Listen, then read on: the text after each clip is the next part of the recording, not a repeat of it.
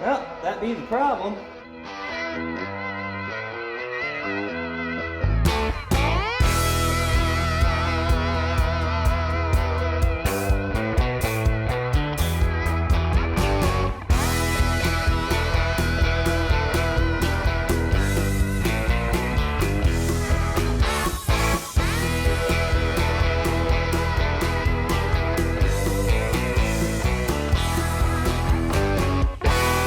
With a stuck motor mount bolt. It's good now though. Not a fan of this engine crane, but the other one I broke. So we're gonna make do with what we got.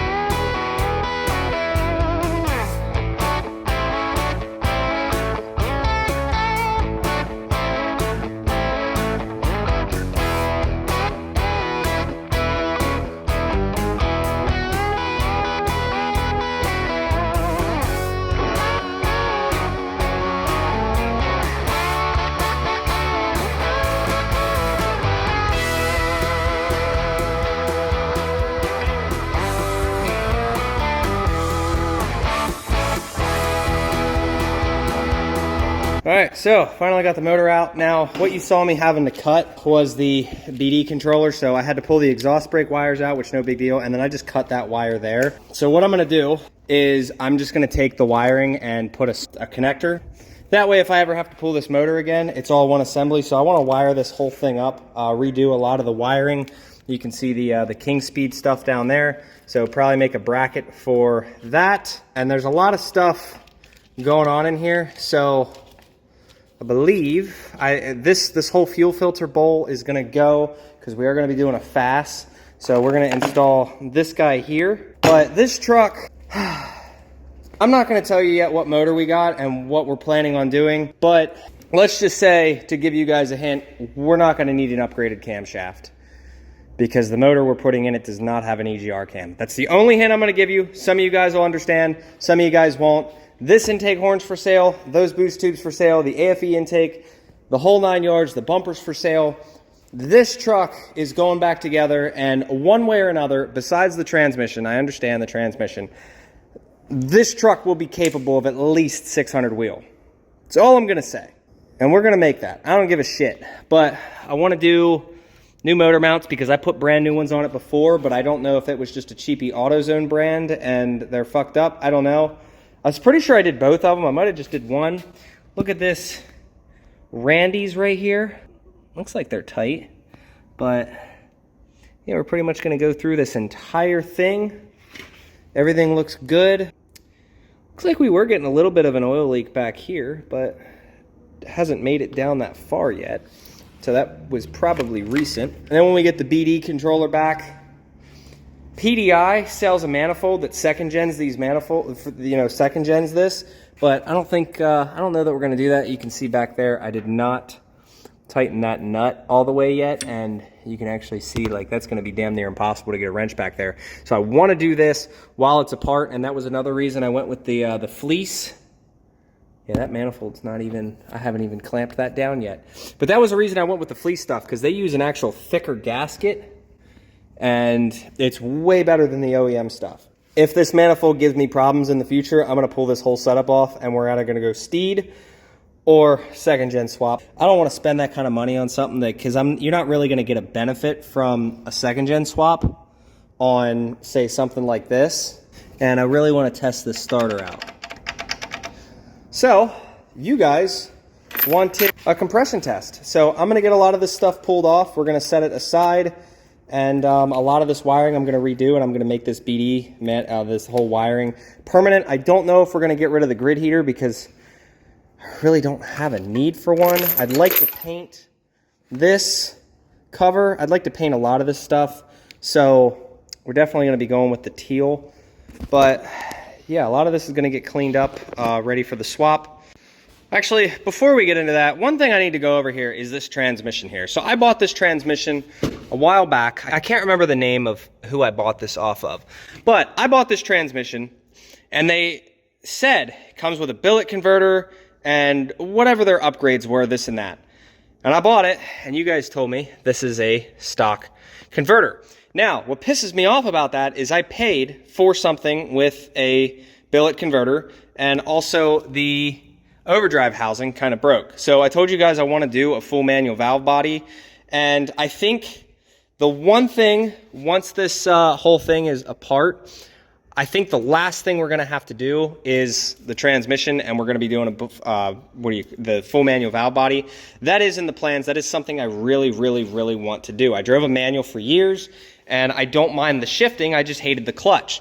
Plus, you're not going to be faster than a full manual valve body. Let's just be real. If you have two trucks of identical and you put a manual or even an automatic, the full manual valve body is the way to go. You can control everything, you're faster, just whole 9 yards. And every little advantage I can get with this truck being as heavy as it is, that's another reason I went with the VGT, because this truck being 10,000 pounds moves so well, better than any other truck I've ever had. And I've had 5500s, I've driven the Fords, the newer Fords, granted stock for modified. Now, the advantage with the Fords is you get the 10-speed. You cannot beat the 10-speed when it comes to towing, but I just want a good, reliable 650 horsepower, 600 horsepower, a lot of torque, and that fast shifting of the full manual valve body and control of the gears themselves. So we're going to figure out something to do with the transmission. I've already priced it out. Randy's is like, I think $7,500 for a 650 horsepower transmission.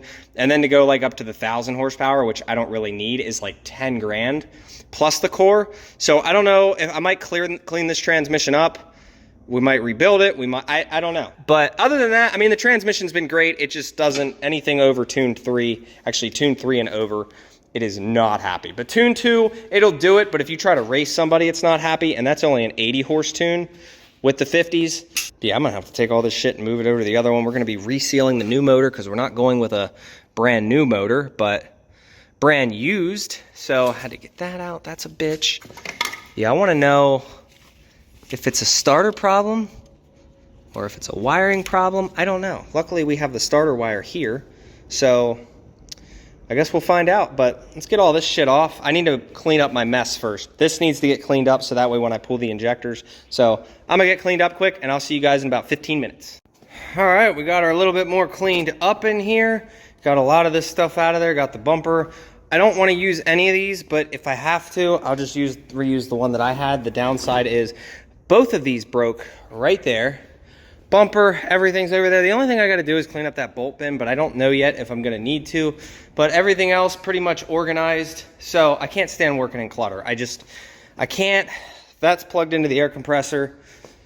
So everything's organized here. And then I'm actually going to grab a couple more of these. I need to go to Harbor Freight and actually buy more of these. And I got to get 2 more carts. So everything is organized, cleaned up the whole 9 yards. And since I've done this once, you guys can see, here's the exhaust brake wires here. So what I'll probably do, you can see how much that is. I'm gonna cut that and then make a switch for that one as well. I actually might just do a 4 switch. So like, actually, I already have the connectors to do it. I might just connect all 4 of them into one. So that way it's just one connector and one pigtail.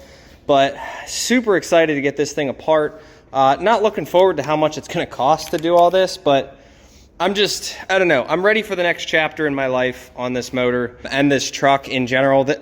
All these years, I've tried to keep this thing mild because I knew my last truck died at around 438,000 miles, and I ran it all the way from California to Texas back up and ran a few more loads with it, and ultimately pulled that motor out at 443, and that's when I did the 12-valve swap. This one, we're not doing a 12-valve swap. Absolutely not. I hate 12-valves. I cannot stand them for daily use. I'm older now, and as someone who's older, I like comfort. I prioritize my cruise control and everything working. Just keep that in mind. Also, really love the VGT as I get older, and I can actually afford to do shit like this. I love the VGT. As much as I like the sound of the second gen swap, I love the VGT more. So this whole big voluptuous fucking thing, this did not want to come off to save its life. I think this one's the feed, that one's the return. So I'm probably going to get a new return fitting in general because, yeah, that thing is just chewed up. And that took me probably about 35 minutes just to get that second one. So here we go. Yeah, over here I had to cut both sides. It was so seized in there. absolutely ridiculous. While this is out, I'm gonna go through and redo this as well. I don't need to pull it off or anything, but I definitely wanna coat it in something while it's out, but we are taking pretty much no shortcuts. This is the first time in my life I haven't had to worry about money or finances or any of that shit. And I just want to take the time, clean this stuff up, clean a lot of this stuff up. The only thing we're not going to be doing at this time is the body. I don't know if I'm going to keep the body this way. I know I'm going to find a bed at some point, but we're also pulling the roll pan and the hitch off, and we're going to be repainting that stuff. Airbags, I'd like to do some traction bars at some point, and hopefully while this is all apart, I'd love to do some modifications to the coil and bring this down another-ish, 2 inches, 1.5 inches, something like that. I realize Fire Punks, I think they drop 2.5, and that's just going to be too much, but would love to bring this lower. So we're getting there. Now we start tearing this thing apart. All we got is a hook here and a hook here and then a bolt in between. This bolt holds everything.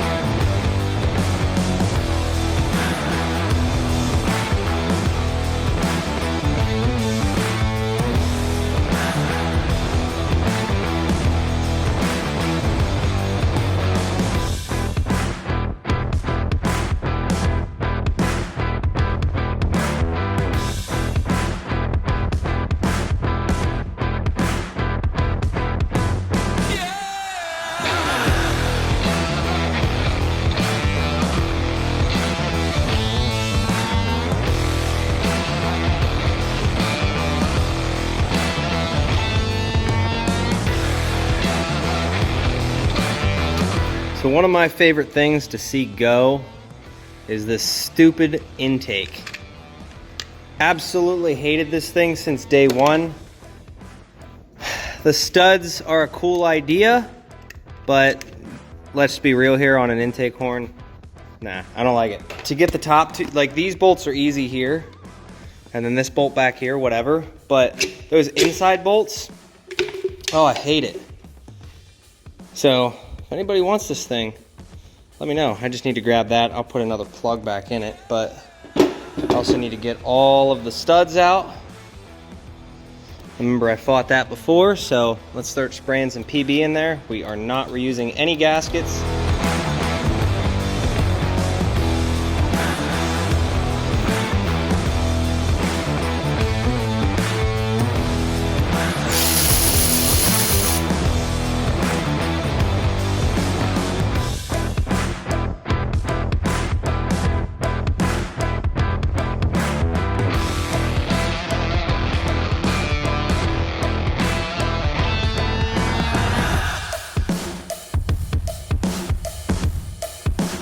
Alright guys, so ever since 2016, you guys see that boy in there? That ain't no return valve.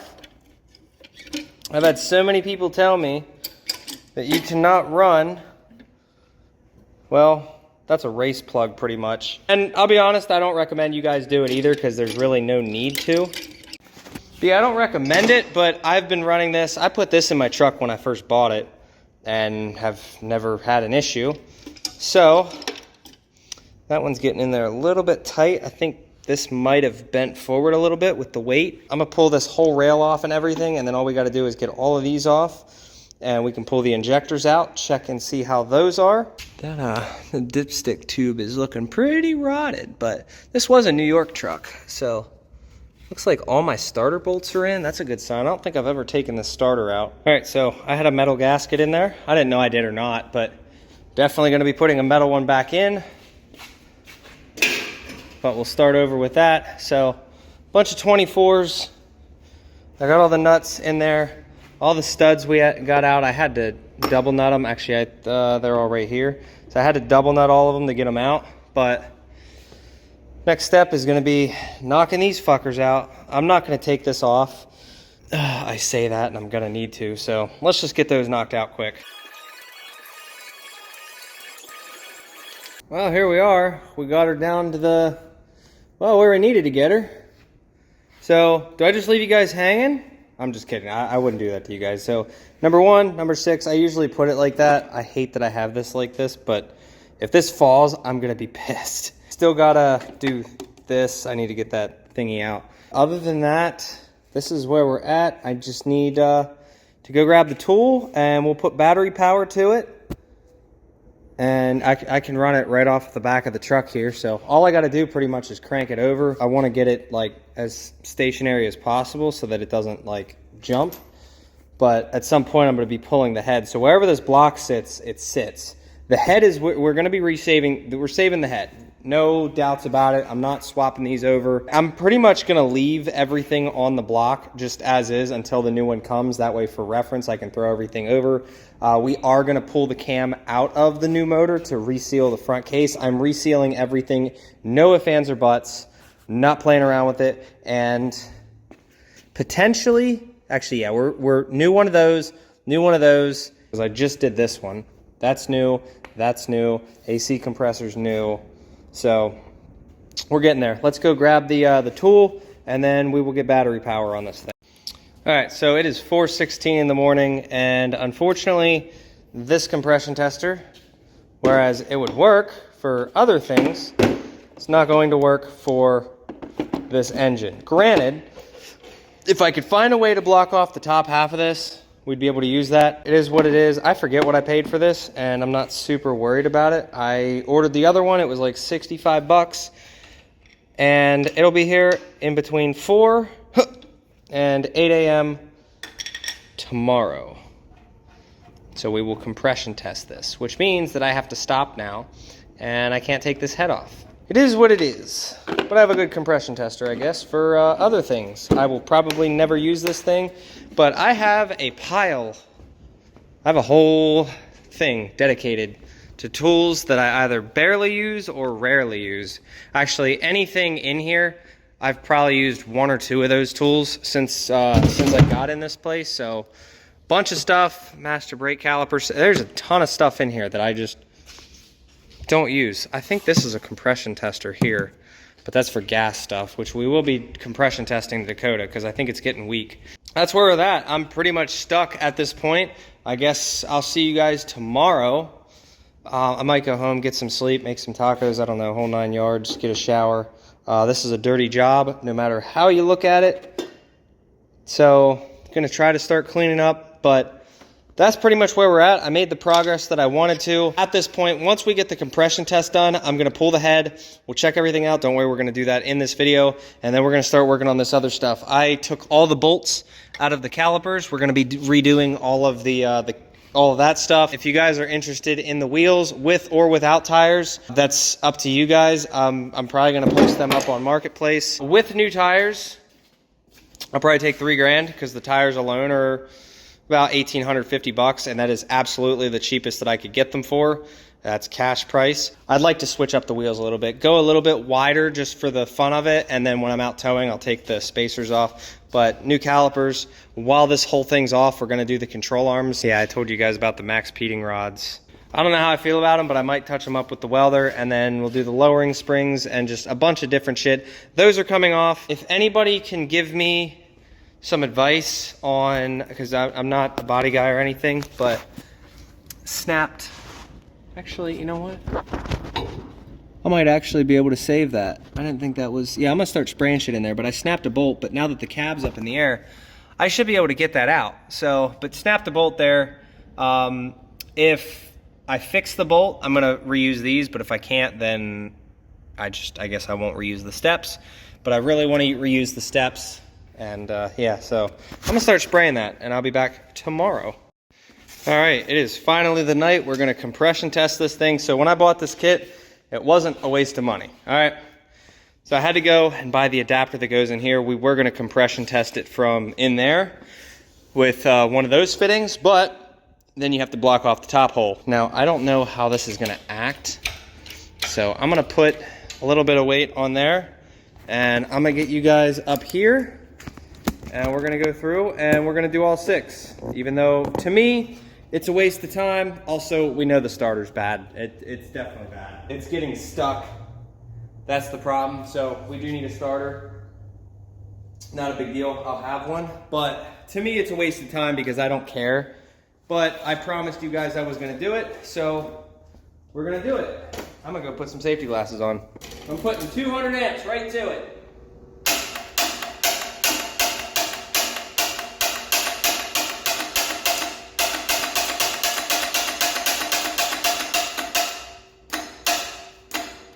Come on.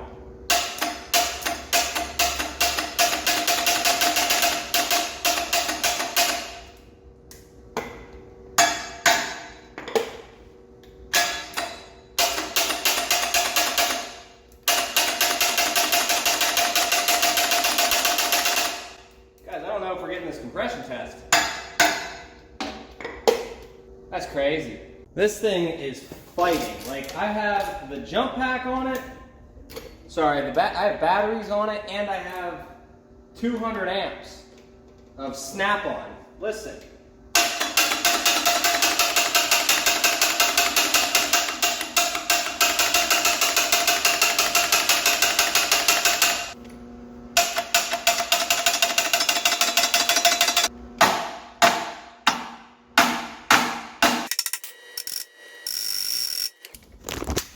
Well, this made my job a little bit harder.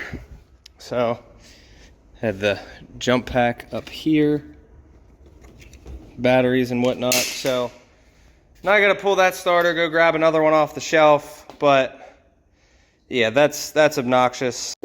This one ain't damn happy either. There's 200 amps right to it. Look at that.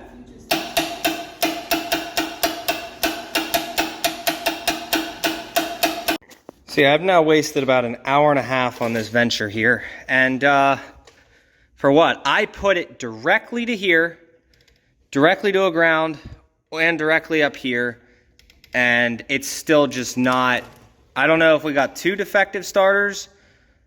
I'm assuming maybe they cranked the shit out of this one and I just have two bad starters. I don't know. It is not spinning this thing over. I could sit here and free spool it probably, but it's not happy. It's not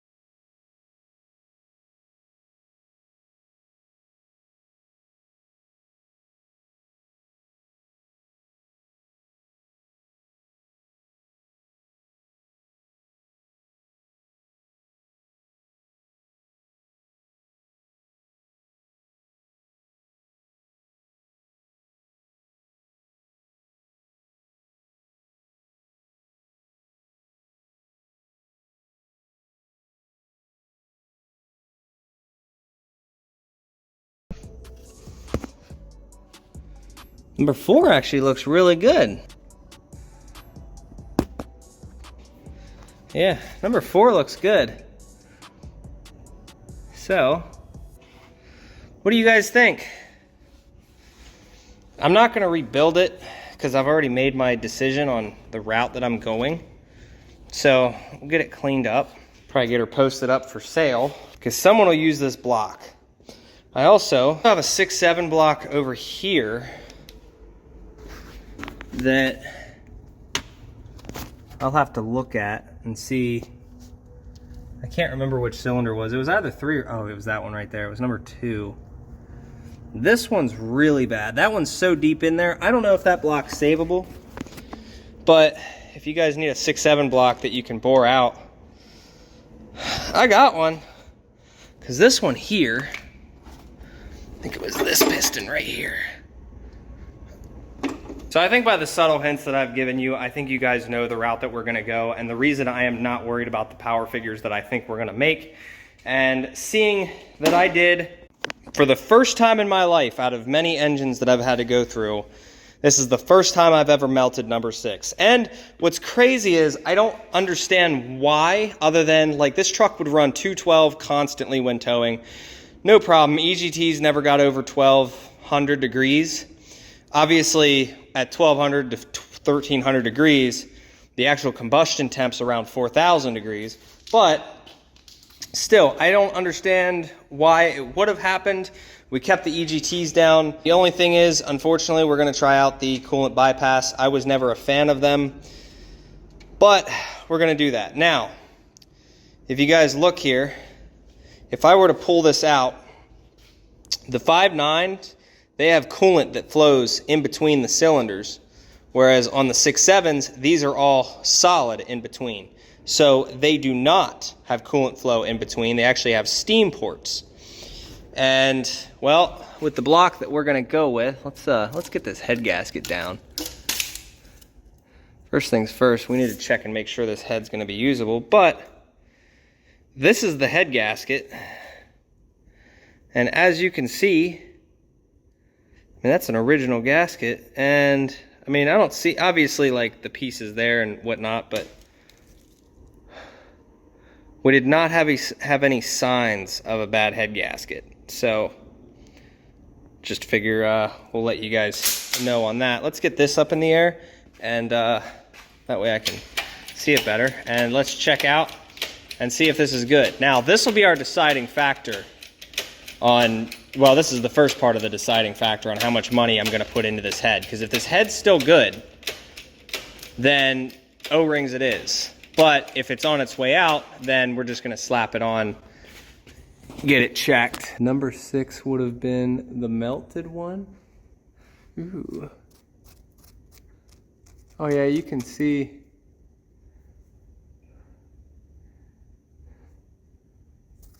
I'm gonna have them check this one over. That might have been our miss right there, to be honest, because once you're driving down the road, you don't even notice it. But I wanted an 06 head because the 06 heads are better flowing than at least all of the 5.9s prior. I don't know about the 6.7s. You can see down in there, nothing looks out of the ordinary. So I'll have them check it out, get their opinion on it. I think I'm gonna leave everything as is. Just leave everything on here. We melted the old number 6. That's crazy. With a 180-degree thermostat, EGT's never going over 1200. Still melted number 6. Well, coolant bypass it is. All right, so this is about as much as I can do. There is a video already after this I've already filmed, and it's already edited and uploaded, but we're gonna do this one first. So that's what you guys voted for.